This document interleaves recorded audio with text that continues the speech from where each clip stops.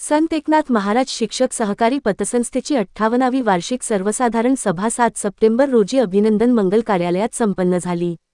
यावेळी सभेचे प्रमुख अतिथी असलेले आमदार विलास भुमरे यांनी संस्थेच्या कार्यालयासाठी पैठण शहरातील प्रमुख रस्त्यावर जागा उपलब्ध करून देण्याची चेअरमन अमोल एरंडे यांची मागणी मान्य केली व संस्थेने मागच्या काही वर्षात केलेल्या प्रगतीची भरभरून स्तुती केली।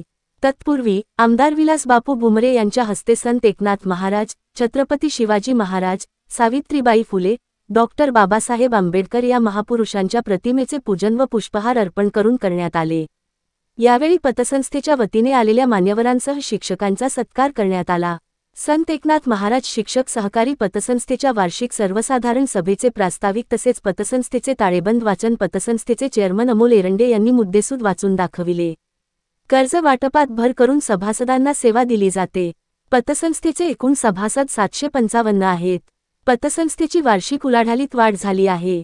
थकबाकीदार सभासदांची थकबाकी भरून घेतली आहे। कर्ज वसुलीवर भर देऊन सभासदांच्या आर्थिक अडचणी सोडविण्याचा प्रयत्न केला। मुदत ठेव योजना, दामदुप्पट योजना, शिक्षक आवर्ती ठेव योजना, मासिक प्राप्ती योजना पतसंस्थेच्या प्रगतीसाठी या योजना चालू केल्या असल्याचे पतसंस्थेचे चेअरमन अमोल एरंडे यांनी सांगितले।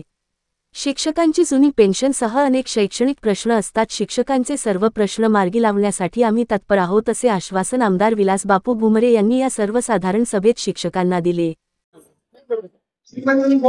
गेल्या 2 वर्षापासून महाराष्ट्र राज्य शिक्षक संघाच्या ताब्यात असलेल्या संत एकनाथ महाराज शिक्षक सहकारी संस्थेच्या 58वी वार्षिक सर्वसाधारण सभा या ठिकाणी तालुक्याचे आमदार विलास बापू भुमरे साहेब यांच्या प्रमुख उपस्थिती या ठिकाणी संपन्न होत आहे।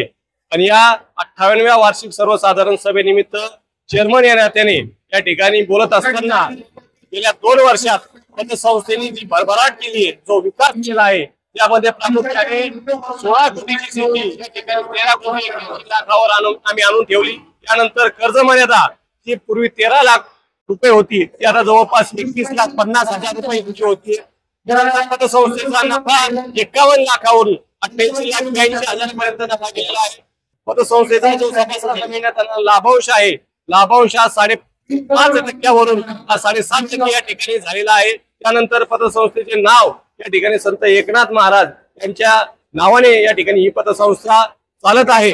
आणि पतसंस्थेच्या बाबतीत सभासद त्यानंतर सर्व शिक्षक बंधू यांच्यासाठी वेगवेगळ्या योजना राबवून वेगवेगळ्या पद्धतीने या ठिकाणी सभासदांना पतसंस्थेकडे आकृष्ट करून ही पतसंस्थेची वाढ। प्रतिष्ठान वार्ता न्यूज साठी चंदन लक्कडहार, पैठण।